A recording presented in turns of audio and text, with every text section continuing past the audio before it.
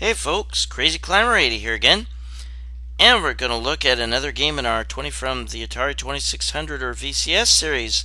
This is game number 15, and this is one of the most identified games with the system.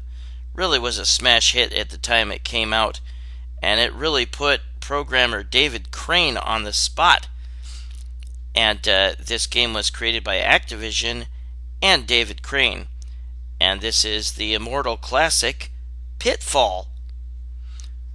I didn't own this, but I definitely played it at a friend's, and it was pretty awesome. It's kind of lost its luster by today. The game doesn't have any music. It's just got very minimal sound effects. But it was still a great adventure game, fixed screen at a time adventure game. And we'll have a look at that in just a moment here.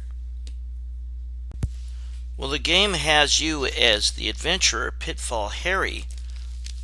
You can move left to right, or you can move right to left. There are fixed screens one after another, and there's various dangers that you have to pass. And you can take the high road, or you can take the low road, and see there's a ladder that will lead up or down. If you take the low road, there's only a scorpion as your danger, but he's tough to jump over if you're not used to it. You have to get real close to him before you jump, and he turns around as you're in midair, which really sucks. But you only have 20 minutes, and that's not a very generous timer. And you only have 3 lives, and there's no way to get more. And the game doesn't really tell you of any set goal, but you want to try to get all 32 treasures in the game before the time runs out. That's not an easy task to do. Now, the different enemies that you will face, well, there's rolling logs. That is like the only obstacle that will not kill you. However, if you run into a log, or touch a log, you will lose points. And it runs down in little increments as you touch the log. And there's one treasure that I picked up. It's a gold bar. Another thing that will cause you to lose points is if you fall through a hole down to the lower area. That will cost you 100 points. And you start off with 2,000 points. The game automatically grants you 2,000 points, which is kind of nice.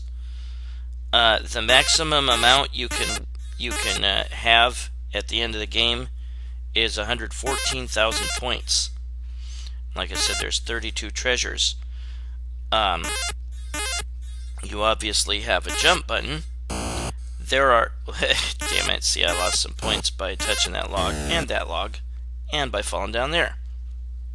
Note that there's a brick wall in the way at the bottom. You cannot pass that, so you would have to go to the right. There is also a fire there. Touch that, of course you die.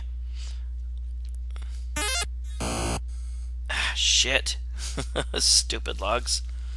And note that they play sort of a little Tarzan refrain as you swing across the vines.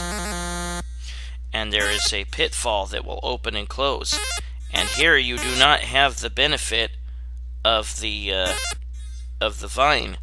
You will want to jump onto the crocodiles' heads. That is safe.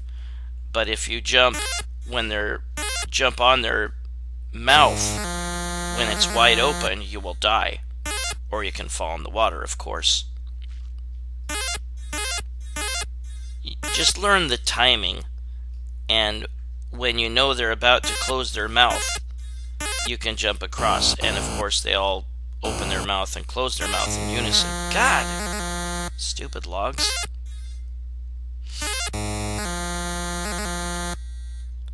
You know, your timing doesn't have to... Shit! Your timing doesn't have to be perfect jumping across the water to grab the vine. And like I said, the one enemy down below. There's a rattlesnake. It just sits there. It doesn't move. It's easy to know the pitfalls pattern when it opens and closes. It's always the same. Yeah, if you go below, shit. If you go below, jumping over the scorpion it's hard for beginners, and I totally forgot how to do it the one time I went down there, and I died by touching him, and because he turns around in midair. That's really lame. I don't think you should be allowed to do that. Now, if you want to get all the treasures before the time runs out, then you are going to have to use both the top half of the screen and the bottom half. And I'll tell you how that goes later on. But I'm not nearly good enough to do it on my own. I just gathered little snapshots of it. But yeah, there's no game variations of Pitfall. You can't switch between 1, 2, 3, 4, or whatever, how many a lot of other games have. And I don't think there is a difficulty setting via the old difficulty switches. That diamond ring is worth the most. That is worth 5,000. Now the various different treasures, there's a gold bar that is 4,000, and it is 3,000 if it is silver. God damn it! Crap! Stupid log made me lose my timing. There is also a money bag, a gray money bag that is 2,000. So that's the only treasures: the 2,000 money bag, the bar of silver that's 3,000, the bar of gold that's 4,000, and the diamond ring that's 5,000. And there are 8 of each of the 4 treasures, which makes a total of 32 treasures. I do kind of laugh at the little fart noise whenever you touch a log. Well, there's another 5,000 point diamond ring. Yeah, this really could use some actual music or something. It's a little bit dull in my opinion. But for 1982, there wasn't really anything like this. And other games came along and used the fixed screen obstacle. Crap, that was really dumb. They used that fixed screen obstacle motif. Hunchback, I remember when that came out, it was very similar. It's not that tough to get used to the timing for the gators or the crocodiles in the pond.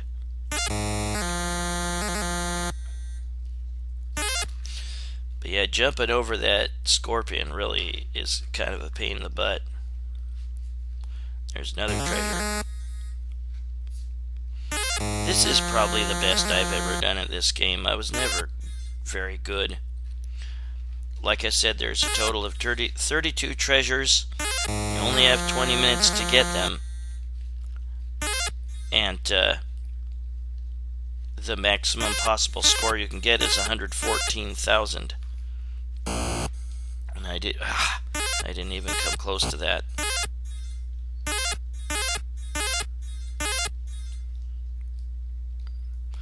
Standing straight up and doing a straight up jump should allow you to clear a rolling log, as long as you do it, as long as your timing's not too terrible.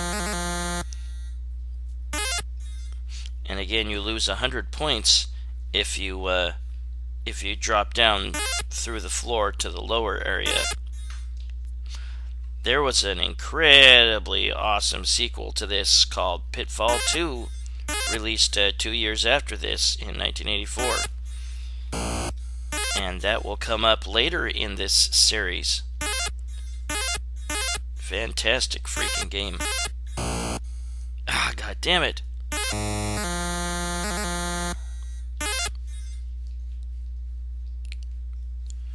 Unless you're super clumsy around the rolling logs or even stationary logs, you probably won't lose 1,000 even of your score. Or hell, maybe, yeah, probably less than 1,000 from touching those logs. Better not risk it. Better wait.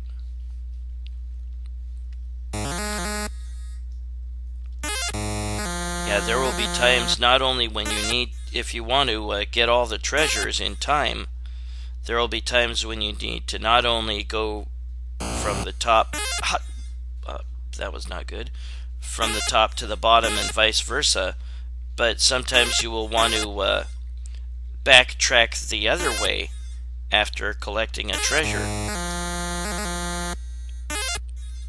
And there's basically 15 steps to beating the game, but a lot of it will have to have you deal with jumping over that stupid scorpion, and you got to get your timing just right. But we'll look at that later on.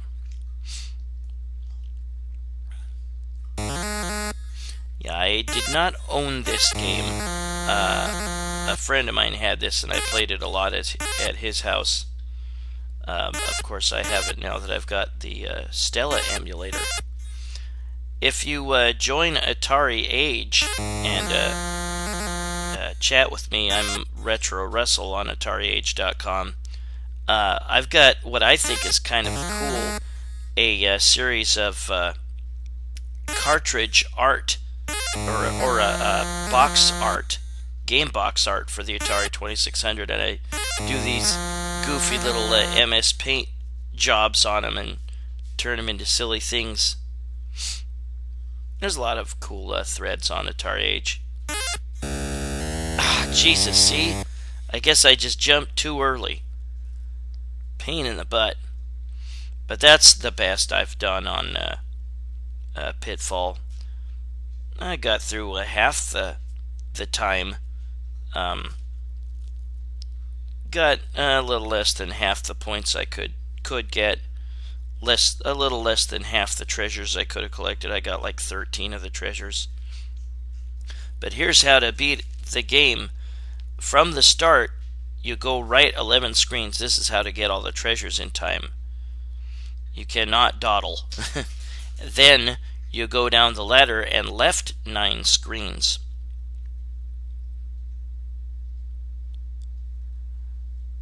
And then you go up the ladder, and then you go left 10 screens.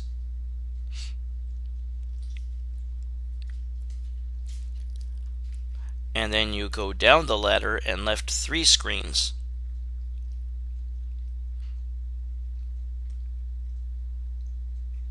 And then you go up and right 2 screens, and you can see by the screenshot where you should be if you're following the directions correctly.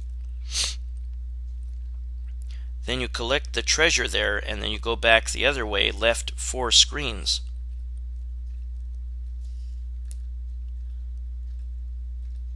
Then you take the ladder down and go left 5 screens.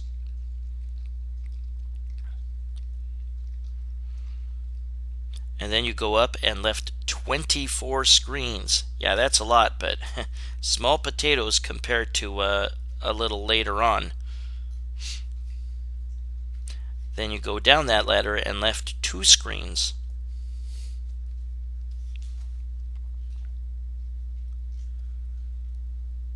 And then you go up and left, I kid you not, 63 screens. That really sucks. But then you go down the ladder and left 8 screens. It's hard. It's easy to lose count when you have that many screens to have to, 63 or whatever it was.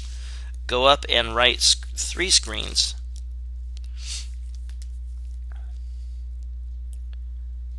and then you collect the treasure, and then go left 58 screens.